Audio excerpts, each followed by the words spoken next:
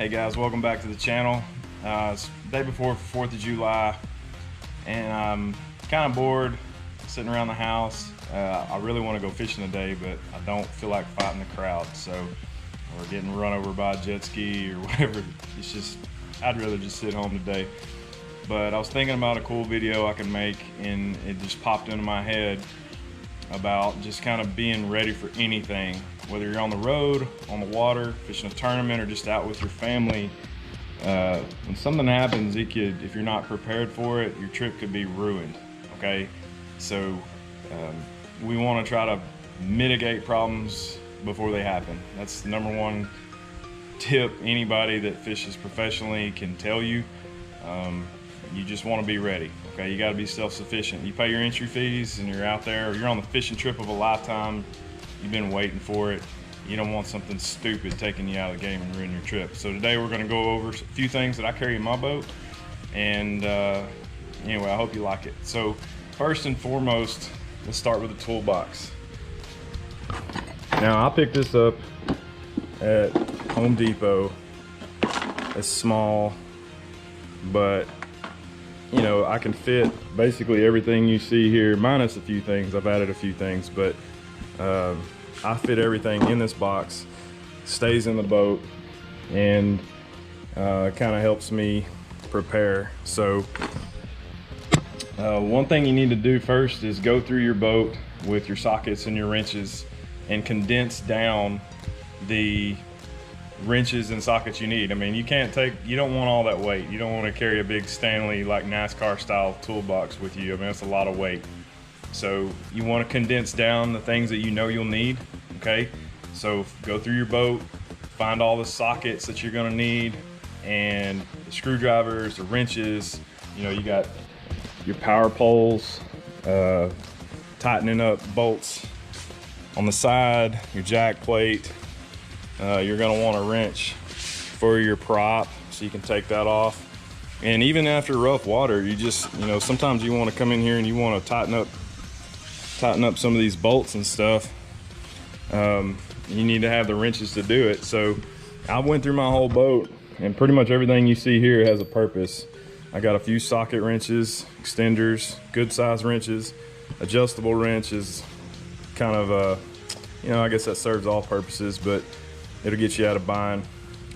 Wire cutters, splice, cutting wire, Allen wrenches.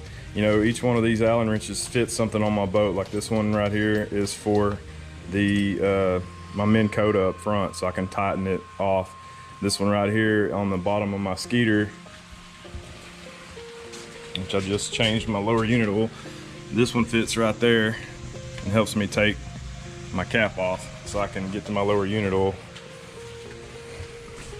Anyway, so Allen wrenches, zip ties, extra fuses, bus fuses, wire splices, electrical tape, and you know, to keep you from having to carry around a bunch of screwdrivers, just one with a driver, and you put, you know, I got a flathead and 2 Phillips. And then on Skeeters we use a star bit. Basically every screw on this boat is this little baby right here, so I can take care of things, tighten things up, loosen things.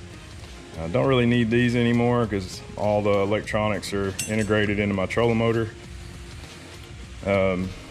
Backup prop for your trolling motor, since we said that. You need to have one of these if you're fishing tournaments, or just fishing period. I mean, like I said earlier, you could be out on the fishing trip of a lifetime with your family or something. You break a trolling motor prop off and you're dead in the water. I mean, that's a crappy day right there. So keep your backup prop handy, keep it in the boat. This little thing here, so this little box, I've got extra washer, I've got the extra little pin, king pin I guess, that locks your trolling motor on, you know, on your blade. I've had one of these fall off in the water before while trying to change a prop. It sucks. And then of course I got a king pin for my my big prop, but I just put it in that little box there. It keeps it nice and tight. So side cutters, you should probably have some of these, especially if you get a hook in you. You can at least cut the hook off, and or you know, the split rings, things like that. A few things I keep extra, of course, tire pressure gauge, zip ties.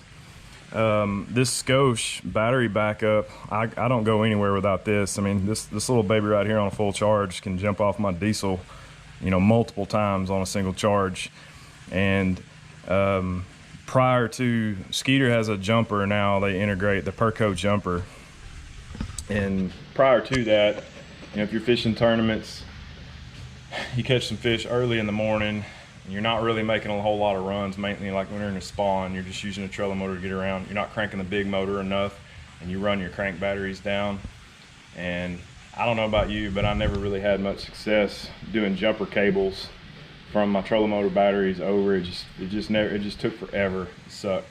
So prior to that, I used this Scosche, and that thing would fire. You put it on there and it'd fire right up, and you're back in business. Of course, you know, with the alternators that we have on the Yamahas, just let the motor run for a little while or make a good run, and you're back in business. So also, one thing you want to have is a good flashlight. Okay, these are more like when all else fails, or you have a complete motor failure, whatever the case may be, it's getting dark, you can signal people. This one actually has a SOS pattern for it.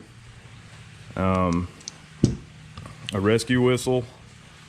This is really loud, but it, you know, if somebody's passing by and they can't get their attention, a good whistle, you know, sound carries a long way on the water. So you just want to kind of be prepared for everything while you're on the lake, and hopefully nothing bad happens, but at least you got a shot at fixing it, troubleshooting it, and finishing out your day. But prior to getting to the lake, okay, let's just think about trailering your boat. I'm fortunate now, I've got the Vault hubs on my trailer, so I don't have to worry about greasing them. But if you have an older model trailer, you still have the grease zerk style. You know, before you get on the road, you want to make sure you got grease, the seals aren't leaking. If you've been driving for a little bit, you know the old way you get out to like fill up for gas, and you take your hand, just kind of put it up against the back, and make sure your bearings aren't getting hot. Make sure you got plenty of air in your tires, things like that. And then for tires, you know, keep you a plug kit handy. You know, you can fix your own flat on the side of the road. You might not have an air compressor handy, but if you can get to that nail or whatever's causing your leak quick enough, you can plug it and at least maybe get to a gas station or get somewhere without just being stuck on the side of the road helpless. A good breaker bar for your trailer tires, you know, get you a little leverage. I used to carry a little bitty 4-way. It collapsed down. I could keep it in my boat.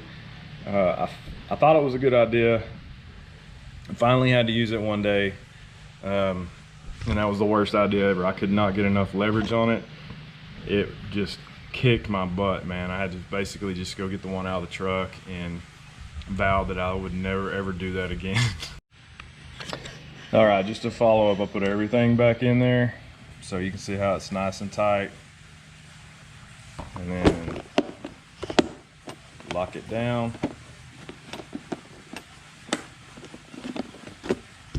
Keep it in the boat. You guys be safe. I hope you like this video, and just, you know, I hope, or at least it challenges you to think about things. You want to have a tool kit. You want to kind of be prepared, because when you got money on the line or your vacation's on the line, you know, you could be a hero or you could be a zero. So anyway, I hope you like this video. You guys have a great 4th of July, and we'll see you out on the water. Take care.